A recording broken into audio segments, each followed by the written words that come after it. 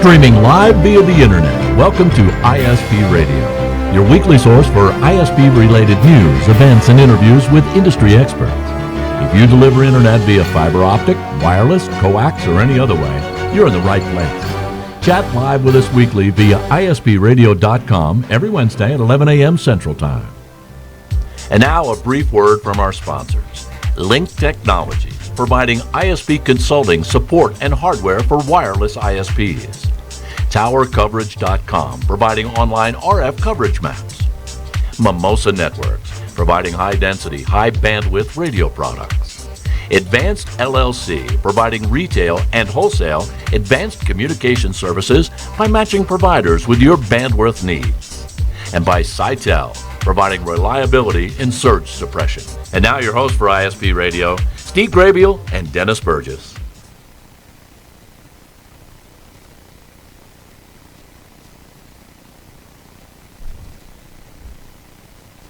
Steve, you there? Yep. Hey, okay. Did you not hear our wonderful intro music?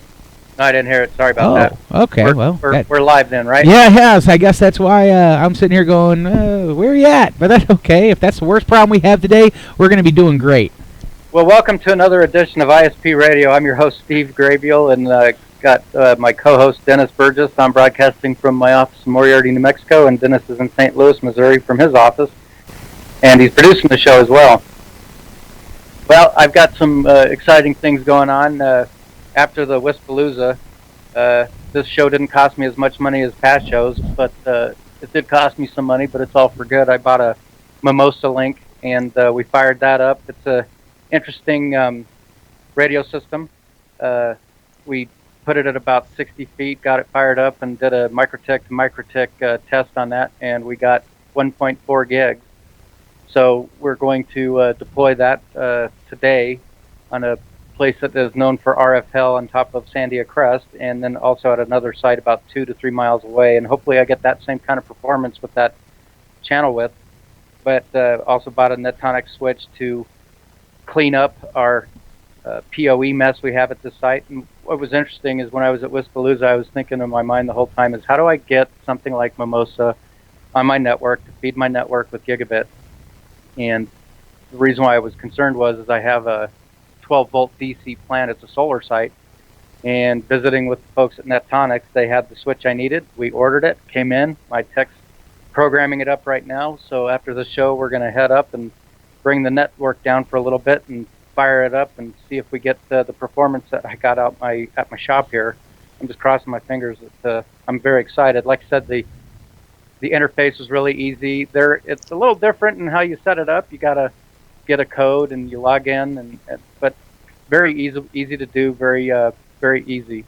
And the one thing that was really neat was I was a dummy and I put in a password, and I guess I must have fat fingered it. But right on the website there of Mimosa, there was a link to how to reset the unit, and I did it via the wireless 2.4 link on it, and it worked like a charm. Very interesting new product. I'm interested in seeing how this works and probably purchase more. But Dennis, you got any news out there? What's going on in your neck of the woods? Well, there's always some things going on in our neck of the woods. You never know, where you'll be at and what's going on. We finally got some rain. We have had basically no rain for the past, month and a half, and finally we got some rain, which is a really good thing because guess what? We need to have that rain. We need to make sure that we get that water, and this has been that remnants of that hurricane. I can't think of what the hurricane it was, the one that came across Mexico. But we got basically a good day and a half so far of just a light rain, drizzle, exactly what the ground needed and everything needed, so that's always really good. Of course, there's always things that are coming up in the wireless ISP world. Obviously, you have your Mimosa gear that you're now using. I hope it works really well for you. We have used it quite a bit. The big problem that we always find is the issues of how can I put it? Frequency, spectrum. Having to have spectrum. So the example is having 160 megahertz of spectrum is typically a really hard thing to get sometimes. In our area, it is very, very hard to get, so it makes it a little bit more difficult. But we do have the B11s, keep in mind. Those are coming in very quickly. They're selling very, very well already. And, 11 gig license length that you can do your distance and get a full gig and not have any interference is always a really good thing. There is another show. I do not have all the information on it because I forgot to look it up, to be perfectly honest with you. It's going to be in Louisville, Kentucky. Is going to be the WISP America 2016. I had to find the dates, and I'll have those a little later on. So that's the next show. That's more of an East Coast show, something for those people on, I guess, in the Midwest and East Coast that don't make it out to WISPapalooza, which you really should. So other than that, man, as we talked about last week, excellent show, huge show at WISPapalooza. Really great showing both on vendors and in attendees. Yeah, it was outstanding. Like I said, I walked away with having to buy a few things, but I think it's all for the betterment. Yeah, and spend some money, man. Spend some money. That's kind of what the shows. What happens at the shows. Yeah, exactly. Churn it back into the business. Yep. Well, we're excited today to have on the radio show with us the Chief Operations Officer and the Chief Sanitation Engineer of KP Performance Antennas, Tim Luttman. Tim, are you there? I am indeed. Well, Tim, I thank you for being on the show again. It's kind of short notice, but we appreciate you being on. Hey, my pleasure. So if you could tell us a little bit about the history of KP, where you guys came from, where you're at, and where you plan on going. Sure.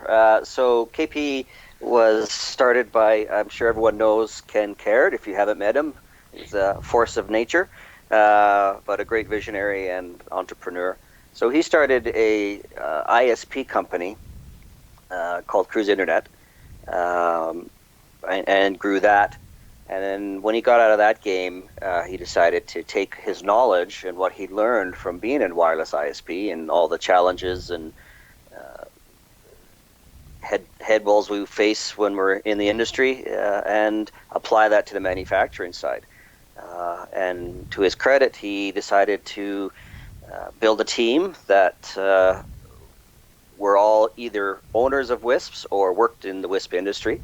And collectively, we took all the ideas and all the challenges we faced and thought, oh, wouldn't this be better when you're hanging off a tower 300 feet in the air, and he said, well, it'd be great if I had one more arm, if I could just change this little sector so that it would make it easier for me. Well, we put those ideas and we made a product based on those ideas. Mm-hmm. So now you have a whole range of antennas. We do. What is your focus whenever we look at this? I mean, we get a lot of manufacturers. So we get companies like Ubiquity. They make their own antennas. You get companies like, we'll use Mimosa. They have their own backhaul antennas, and they're going to be making their own other style antennas as well. We have Telerad. They, again, I think they prefer alpha antennas. But what sets you apart? What makes you guys, I guess, so good? Or what sets you guys apart from the manufacturers that are making their radios and then they make their own antennas to go along with those? Well, I don't think it's any rocket science. What we do, and I think we do it very effectively, is we welcome feedback from our customers. Because they're the guys that are out there deploying our gear and deploying our competitors' gear. And the feedback we receive from them, we take that in and we try to make our products better. We're not afraid to, change this or that from one product year to the next if it makes the product better. And listening to our customers has really given us an edge, because ultimately it's them that have to deploy the gear and they have to be satisfied with the results. I'll attest to that. I got a little story about that with KP Performance. So if you ever use the SXT, it's a great radio, but it doesn't have a lot of gain on it. And I was looking at the dishes that, you can hook up a nano station to and the like, and I go, well, why can't I boost that for my SXT? So I put a wall mount on the arm of a broken dish and tried to get it to work better, but my problem was I just couldn't find the focal point. So at last year's WISPalooza, I came to the KP booth and asked them, "Hey, do you make something like this for the SXT?" We got a lot of requests for that, and we're thinking about it. Well, this year, went back to Wispalooza. I go, "Did you guys build one for an SXT?" He goes, "Right here." I'm all, sweet. So just the Monday, when I got in contact with KP, I ordered up a 4-pack, and it's very reasonable. And that's how I got in contact with Tim to be on the show. But that's a testament to what you were saying, listening to the people out in the field of what we want, what we need. And I commend you for that. That's awesome. Thank you. Well, it just makes common sense for us to do that. Being as that's one of the things that drew me to KP in the beginning. When Ken approached me, I come from a COO of a large WISP here in Alberta, Canada, and I worked my way up from the bottom to the CO. I did installs, I did everything. So I understood some of the challenges and some of the frustrations faced by the guys out in the field, to make the job a little easier. And when I saw that KP actually does that, and all the people that work for KP have been in that industry and know what we're talking about, it drew me right to it. It's easy to sell when you have a great product. And when you have a great product, when you have a great team that listens and adjusts the product to meet the needs, it was an easy sell. Mm-hmm. So what are some of the latest and greatest products that you guys have developed and that you guys are saying that, hey, we have that no one else has, or we have an antenna that is the best price for the performance? What do you guys have what's new, man? What did you present? Great. Well, we got we're always growing, we're always developing. We do our development internally. So we just came out with the SXT mount, based on feedback from our customers who had a need, and we filled it. We have our new dual sectors that have just come out, which are big in the multi-frequency. There was a need to reduce tower rental space, to reduce wind loading, and so we took the best of those ideas and created our new dual sector line family, which is performing quite well, really well, and the performance speaks for itself. I don't know if we can take credit for. We can take credit for some things, but the performance of the product, it speaks for itself, and that's what sets us apart. Gotcha. So when we look at some of these dual poles, and we're just taking a look at one of your dual poles. So this is one of the antennas that we're looking at. It looks like it's a 90-degree, 2 gigahertz, 5 gigahertz, both horizontal and vertical, so both, but it's all in one enclosure. Correct. Gotcha. So the ideal here is that as you start building bigger towers, and as you start engineering towers that you need to have, let's say, more space on, one of the things we get is a lot of tower owners, they want to charge you based on the number of antennas. So what if you could sit there, and that's exactly what these dual pole or dual radio or dual antenna line is now, is that now you can sit there and put both a 2.4 and a 5 gigahertz sector in one physical box and call it one antenna. And now, you see what I'm saying? So you save tower rent. I mean, that's probably the biggest deal with them, right? That's exactly what it is. I mean, the trend in the industry obviously is, tower rental space and building rental space wherever you are, whether you're urban or rural, has, increased tenfold in terms of the cost per antenna. So this is a way of being able to deploy the capacity and the frequency variations, but also reduce your footprint, not only in cost for per antenna, but also your loading on the tower. I already have an idea for that solution. Can you light up that antenna with both circuits at the same time? Yes, you can. Sold. Yeah. So that was hard. And we also try to be as versatile as possible, right? So, with our sectors, we come with our cases that, you can deploy your ubiquity, you can deploy your EPMP, you can deploy your PMP, the 450, the 450i, and we just have a couple attachments that allow you to be very versatile in your deployment, So you can hang multiple types of radios on the same sector without a whole lot of reconfiguration. So there's a DIN mount inside those units, so you can just snap on your Ubiquiti or your Microtech, right? That's correct. And then on the outside, we came up with a plate that you can, in our dual sectors, you can attach two PMP, Cambium 2 PMP radios to as well. And then the cables go up inside and, inside the case where they're secure and weather protected from the elements. So you have a wide range or wide choice of deployment options. Gotcha. How about that idea, maybe like 5 gig and 365? Is it just 2, 4, and 5?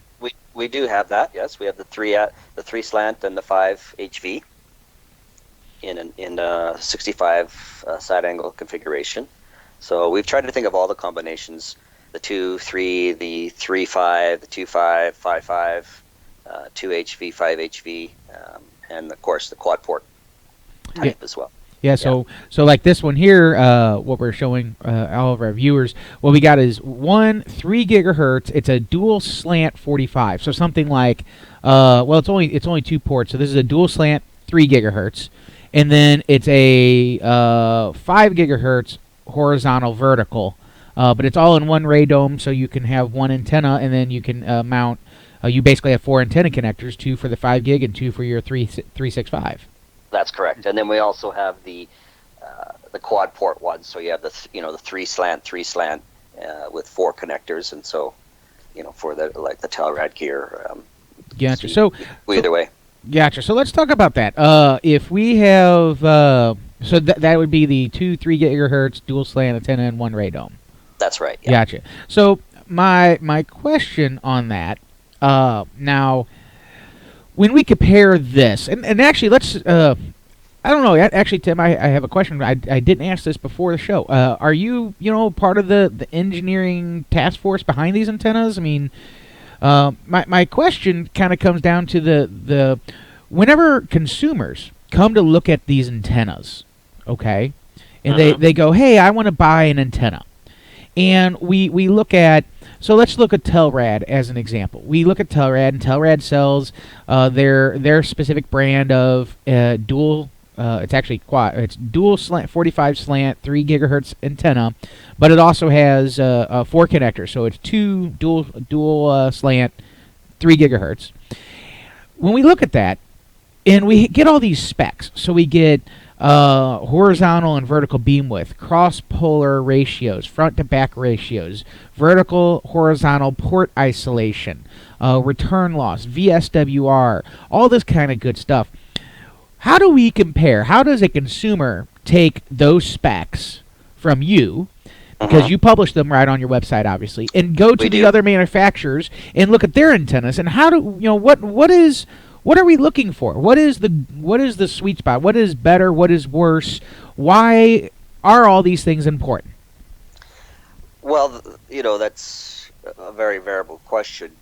It depends on your deployment. Obviously, gain is very important. Your front-to-back isolation, in terms of your frequency use, whether you're using ABC or ABC or AB around the tower, depending on how many antennas you want to deploy. So let's go back there. Let's just say that. So obviously, gain. Everybody likes gain. That's all. That's right. Yep. Now we go to the front to back ratio. So front to back ratio. The biggest thing that is used for is if you have 4 antennas and you're not using the same channel. So all 4 antennas have different channels. Then the front to back ratio you're saying is not as important as if you were using frequency reuse. So if you had 4 antennas and you were going to reuse 2 channels, so in other words you had 2 total channels you were using, and 2 of the antennas are sharing the same frequency. That's where you want that front to back ratio to be really, really good. That's correct. Yeah. Okay. Yeah. So again, this is something that our listeners probably want to know. They want to know, why is KP important, but also, hey, you guys are antenna manufacturers. Tell us why these variables are important and why. So, what else we have? Vertical, horizontal port isolation. Correct. So you need to know how much space diversity you need, and then of course your down tilt is important. Mm-hmm. Depending on the height of your tower, you don't. Obviously, there's a down shadow caused by the antenna from the radio signal, and you want to have your your minimum distance from the tower. So that's important. Your down tilt.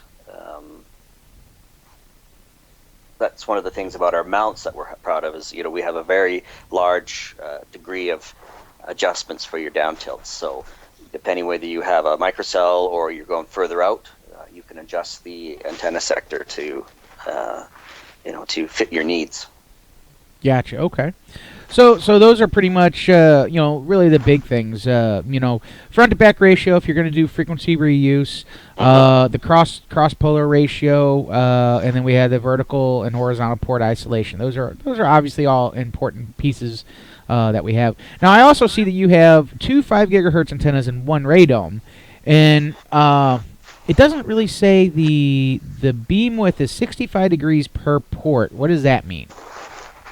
It just means that there's 2 panels inside, so at each panel is a 65-degree beam width. So if you say you took off the radome and you had the 2 separate radios or 2 separate sectors, each one would be a 65-degree sector, basically. Gotcha. So you're basically creating a 120, but you're actually putting 2 antennas, and each antenna, they don't cross their paths. It's not like 2 120s. It's actually 165 off to the left and 165 off to the right. That's correct, yeah. Yeah, so... Brilliant. Right, so basically, again, it goes back to now I can put up 4 panels and actually have 8 radios with 65-degree antennas if I needed to. Absolutely, and the benefits of that are obvious. You have less wind loading, and of course you have less physical antenna on the tower itself, but you still have the capacity and the frequency reuse, so you can deploy multiple frequencies or reuse all your channels in the same frequency. There you go. Awesome. So, what other products that you guys are? Is there any other products that you're particularly proud of that you think you guys have done a whole lot of research and you can sit there and say that that's probably one of the best products in that class on the market? Well, one of the things I like about KP is we do it often. I mean, we let the performance of our products speak for themselves. When you do an overlay and a comparison from one vendor to another, the data that you see from it, whether we gain, on some of our feed horns, we're gaining 4, 5, 6 dB over our competitors. It allows for better noise immunity, and it allows for greater gain, more stable connection. It just speaks for itself. We don't have to blow our own horn, so to speak. We just say, we also have the 100% guarantee that KP has. If you're not 100% satisfied with the product, you send it back, and we don't quibble about it. We don't, make a big deal about it. We try to work with you on it, and to be honest, we have very few returns because people are satisfied with our product, and that 100% guarantee makes it a no-brainer. They can try it risk-free. But in the end, they end up keeping it anyway, right? There you go. Always a good thing. Yeah, like I said, it's easy to have a guarantee product when you have a good product to sell. So there you go. That's always a good way of putting it, because if you're just guaranteeing a piece of crap, then that doesn't really matter. You're gonna have a hard time guaranteeing that, but you guarantee it because you don't have to worry about issues with the product because you have a great product. That's right. We stand completely behind our product, so it's easy to be able to make those claims about 100% guarantee because we know we have an awesome product. And the reason we know is because we have that constant feedback with our customers. It's not just sell and forget. It's sell our antenna, follow up, see what we can do to make it better. And that sort of feedback and interaction we have with our customers is what makes KP separate from the rest, I believe. Great. Stephen, you have a question? Yeah, so I'm on your website looking, and I noticed there's no point-to-point dishes. I mean, I could turn a point-to-point out of your reflector dishes, but any anticipation of going with the the 2-foot, 3-foot dishes? I mean, last week we were talking with Mimosa, and they were looking at trying to find people that'll manufacture something for their radios. Any plan on doing that from KP? what I can say is yes, we do. We are in development. I can't give a lot of details right now until we release the product. Mm-hmm. But suffice to say, in the near future, there will be some good news on that front. Wonderful. Yeah. Excellent. Stephen, you have anything else?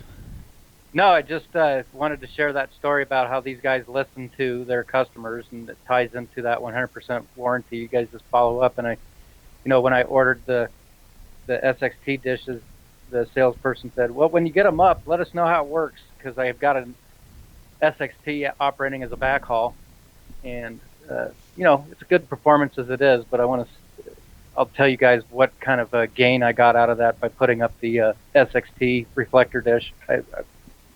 Like I said, kind of excited to get that product in to really give it a shot." Yeah. Yeah, and we're excited to hear back. I mean, that's the cornerstone of our business, is making sure our products work and making sure, we're not out there to say, okay, we made a product and we're happy with it, that's it. We're always in a constant cycle mode to say, let's make it better. If we can, let's make it better. And now you mentioned too that some of the products that you support, the Cambium, the Ubiquity, the MikroTik, what other devices could we plug in that reflector dish to? Because like I said, last year I was trying to make my own, but what other products out there that people commonly use that could be plugged into a KP dish? So, it's unlimited right now. I mean, if you use our feed horns, any connectorized radio can be plugged in to our dish. Right. We have specialized mounts for the Cambium, obviously, the Ubiquity, the EPMP, the MikroTik now. But like I said, with our feed horns, any connectorized radio can be attached, and you'll see a performance gain over just using the radio itself. So another question is so I plug that SXT in, and as an ISP, we push the limit on everything. Mm-hmm. I've got 30-mile 2-foot dish lengths that work great, but I mean, for a client out 20 miles, could I expect something pretty good out of that? I do have reflector dishes with the Ubiquity product in it, and they get pretty decent gain out of that. But I mean, what say you? Well, what we're seeing is even at the farthest extent, we're seeing 10 to 11 dB gain. So you're looking at over the radio itself. That's in the smaller dish size. We also have the option for the larger dish size. I guess I should mention that we have the 2 reflector dish sizes. So we have the smaller one, and then we have the large one. And the larger one gives you, another 3 to 4 dB, so twice the power over the smaller one. So, it depends on. I can't give you an absolute because it depends on your situation, your deployment, your terrain, the environment. Yeah, the environment, all that.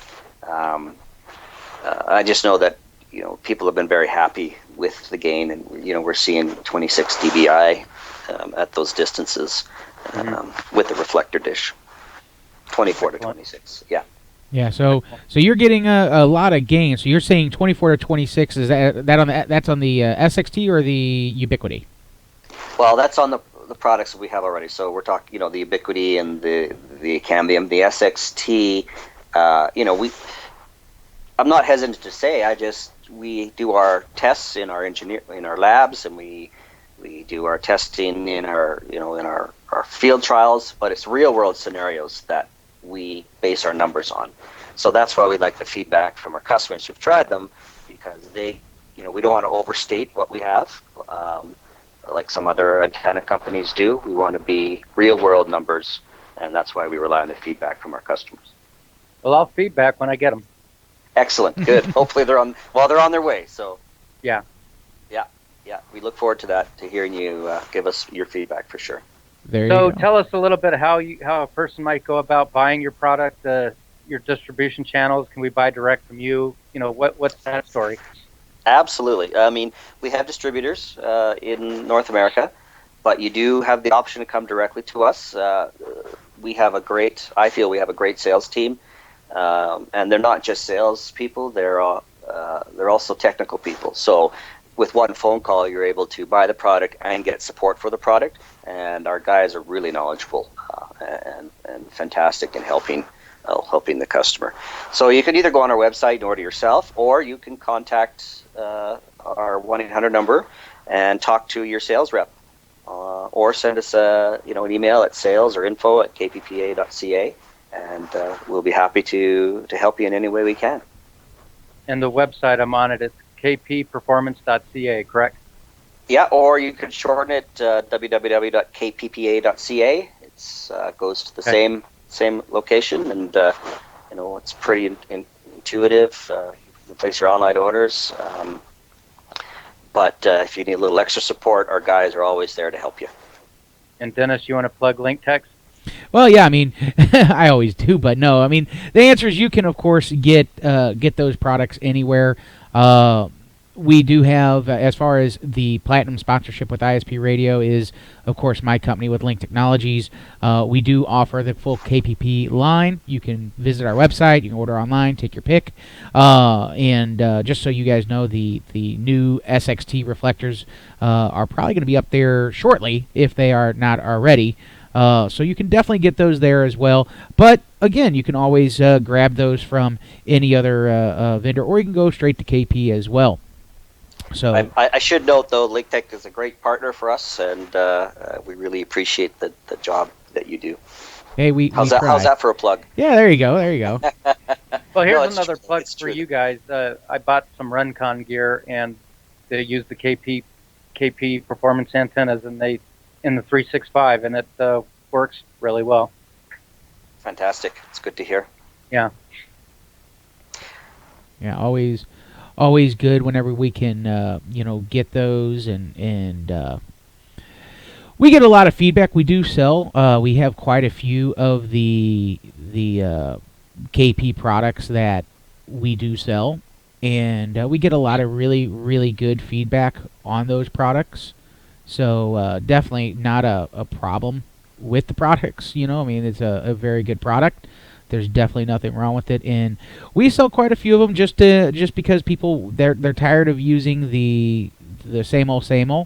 They want a little better product now. We're seeing a lot of people wanting those better products to further help their business, and that's a really good thing. There's nothing, again, wrong with that by any means.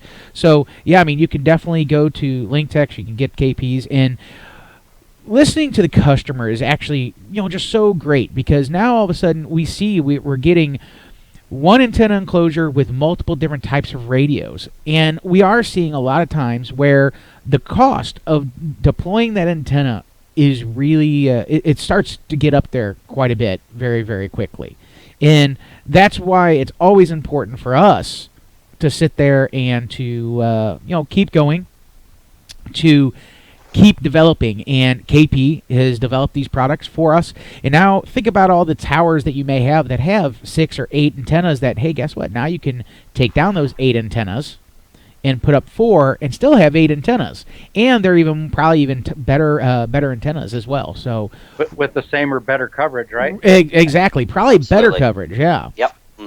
Because now you have antennas. If you had 8 antennas up there, you have to manually align them to try to get them as perfect as you can. In this case, now you can just align 4 of them together, and your other 4 beam patterns are already aligned for you. So always good stuff, always good information, and a good product line as always. And I want to reiterate one thing that Tim mentioned earlier. This is a company that was a WISP and decided to focus in on antenna design. So Tim, you've climbed towers, you know.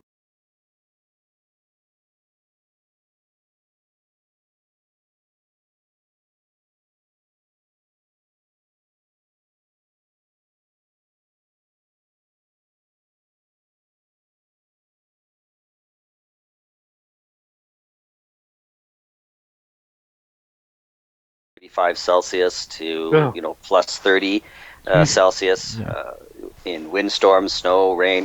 We've run the whole gamut, and so we can relate, and that knowledge helps us to design and to provide support for our products. All right. Excellent. Well, Tim, do you have anything else to tell us about KP? I know it's a little bit short of a show, but anything else anything else about the secret sauce? And Dennis, do you have anything else to offer up? I'll just say this, I can't reiterate this enough, but we value, and not just the positive feedback from our customers, whether it's positive or negative. We take it as constructive, and we try to turn that into a better product. We're never happy with our product the way it is. We always want it to be better, and so we're constantly looking.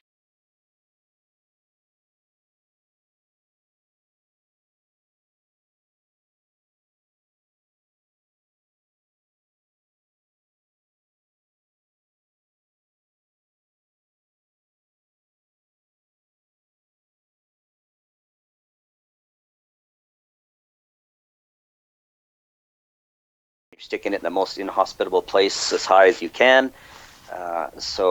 There's inherent challenges in the industry, and anything we can do to make that easier and better to provide not only good service to your customers, but also good service, to our customers is, our goal. Mm-hmm. Well, Dennis threw out something good that we can talk about, and Tim.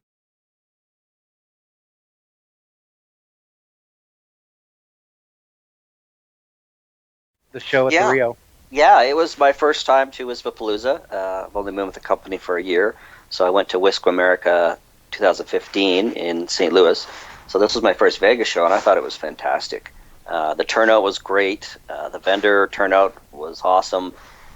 Meeting the attendees from a wide variety of skill sets and deployment environments, and it was a great knowledge experience. And a great way to touch with our customers and see them face to face. So Dennis, from my perspective, and going to the breakout sessions I went to, the important points that I got was the regulation, getting up to speed with your 477, what can happen, and doing the paying the FCC their annual fee or something. That's something I never knew about. And then the other thing I got back is people going, and I'm going to say this is going back to managed routed services that a lot of WISPs are doing because of the technical disadvantage our customers have. What else did you see that was that stuck out to you, Dennis? Well, I mean, there was lots and lots of information. The CLIA panel was really good. There are lots of potential pitfalls that we as WISPs are going to have to realize. And things such as protecting our customer privacy and our customer data. It sounds really dumb, but currently as WISPs, we get customers that call us up, hey, I'm Bob, and I'm having a problem, and I need to change my account, but there's really nothing that actually occurs. But if you call a big company like, the ILEC or a telco or something like that, the very first thing, okay, let's find your account number. Do you have an account password? Do you have your social security number? Do you have something that will help us identify help us identify that you are actually our customer. And one thing we're seeing is that, especially with the open internet order, eventually WISPs are going to have to follow those types of traits. So it's a very important thing to think of is that, hey, as a WISP, we're going to have to start protecting and requiring certain things to protect our customers' privacy, in which case we didn't have to do before. So that's definitely something that is new. That is something that a lot of people and a lot of WISPs do not understand. And keep in mind, in that open internet order, there was this wonderful small business exemption section. That goes away in December. As of right now, they have not voted or changed it yet. They may not, but that goes away in December. And if it does, think about all the regulations that's going to happen. And this was the fear that many people at WISPA and the FCC committee, etc., had, was that as we continue on in with this open internet order and the decree from the FCC is, yes, they've exempted small business from this stuff, but only for so long.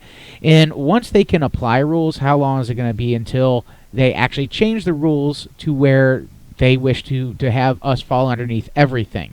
So once they exert the authority, now they can make the changes however they wish, and it keeps going like that. So, definitely some other information to take home with you as well. So really, forbearance was a pipe dream.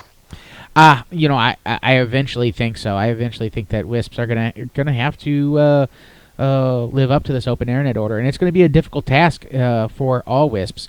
We're hopeful that the FCC will make changes, but we won't know that until it actually happens. This might spawn some new industry, Oh yeah, and it already is. I mean, we look at CLIA compliance. I mean, a lot of people are really worried about CLIA compliance. We were pretty full up in that session as well. And, CLIA compliance is important, but there are systems out there, both with Microtech and with other compliance solutions that are relatively inexpensive.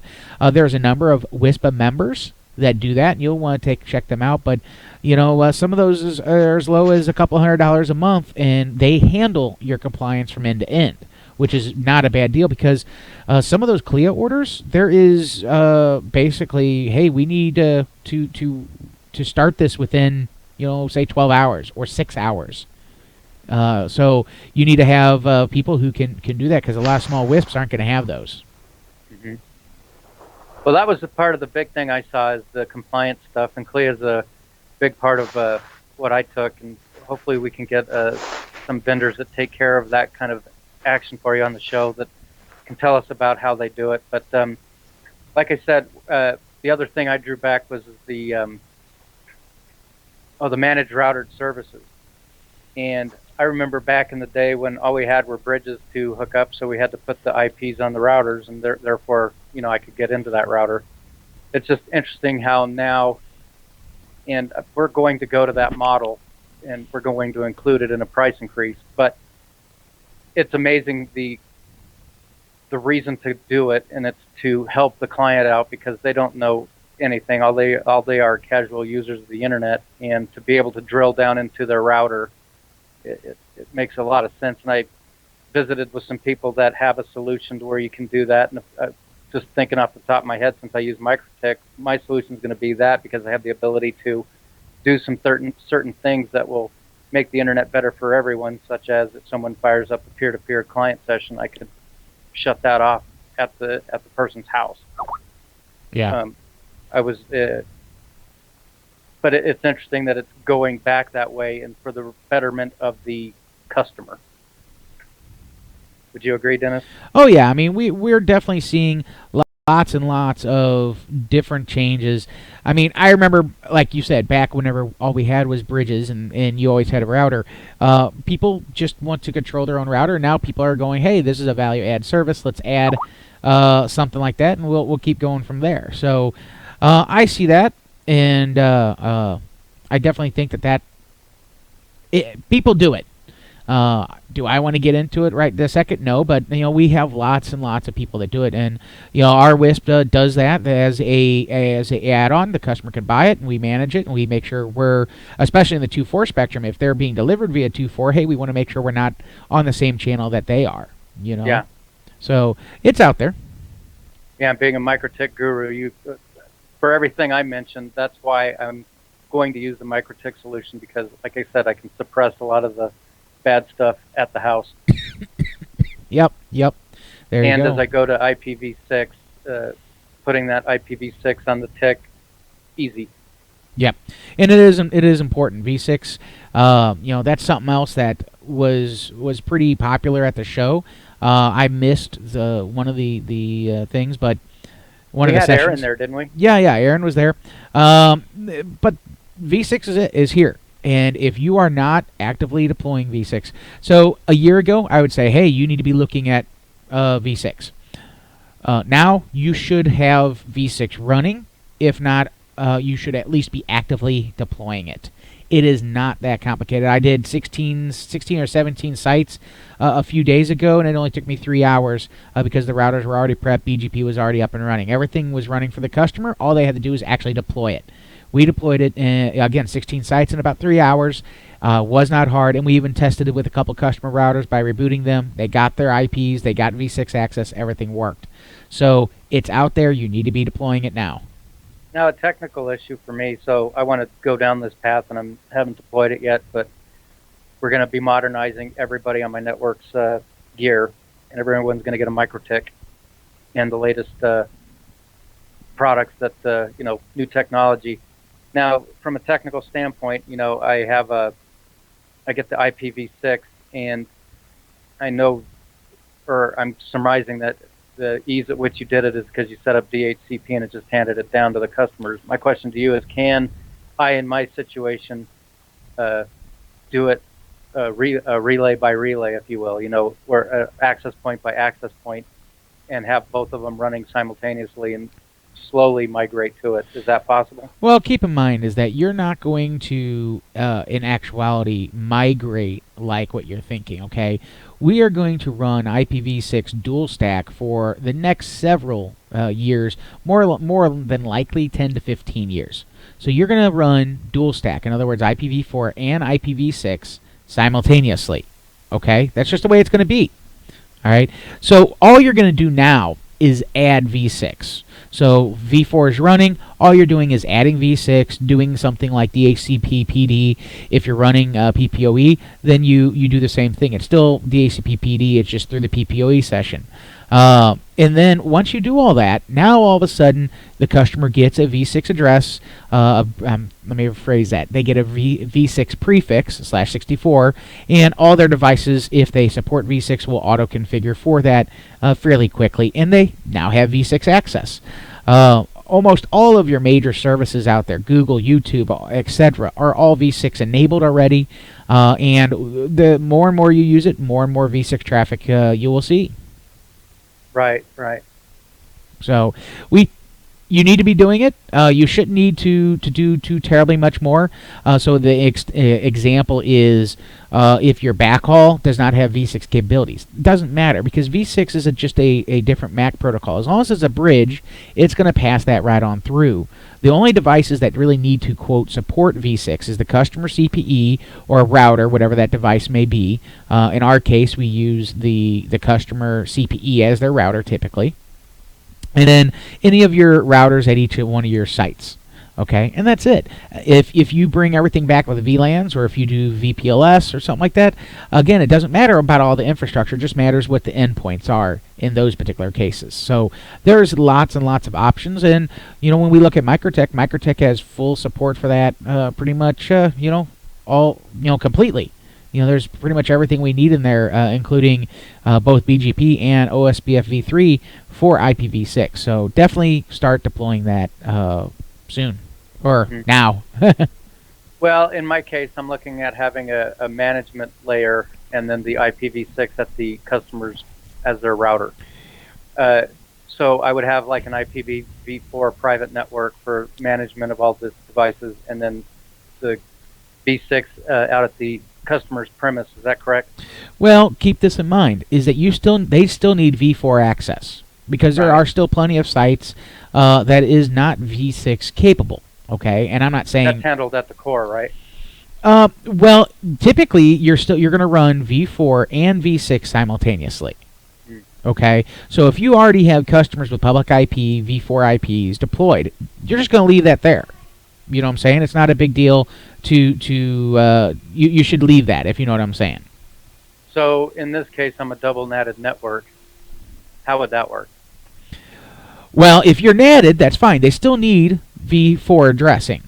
Right. So you can leave them natted, and then your v6 will run on top of that. Again, you run dual stack. It's not like you're doing away with your v4. You're still running v4, and it can be private or public, but you just adding v6 stack on top of it. And all your routers from point A to point B need to understand v6. Your bridges, not so much, but everything in between, yes, you're fine. Yeah. Well, that'll be a deployment issue once we start doing this upgrade. And in my case, I look at doing it as a AP by AP thing as we go about upgrading people's equipment and putting in that MikroTik at the customer's house. Yeah, and the v6 stuff is not overly complicated. It's very fairly self-explanatory, very quick. I would highly recommend just getting on it, and we can get her done. It's not not as complicated as people think. It is an IP and a little different network stack. That's about it. It's not it's not something you should be afraid of by any means. How's that? Mm-hmm. So anything else you got from the Wispalooza that really stuck out in your mind? There are so many things there. I didn't get a chance to see everything. So the answer is, we had a really great show. There was lots of good stuff. If you weren't there, you should have been. So that's all I can say. I'm sure there's plenty of other stuff I'm missing, but let's just kind of. I don't have anything that specifically sticks out in my mind. How's that? Yeah. Well, if you got anything else, Dennis, I guess we could wrap the show up. But, I think we're good. Today was a great show talking to Tim Luttman with KP Performance. Check out their gear. I've got some gear coming in, and I'm going to let him know how it works. Yep. We will wrap up the show, Steve. Thank you very much. And like I said, we'll see everybody next week. All right. Talk to you later, Dennis. Thank you for listening to ISP Radio. We hope you've gained new insights and additional wisdom in our industry as well as your business. Please remember to visit our show sponsors via the links on ispradio.com. If you're interested in becoming a show sponsor, contact us at sales@ispradio.com. Now go out there and push those packets as fast as you can. Good luck and Godspeed.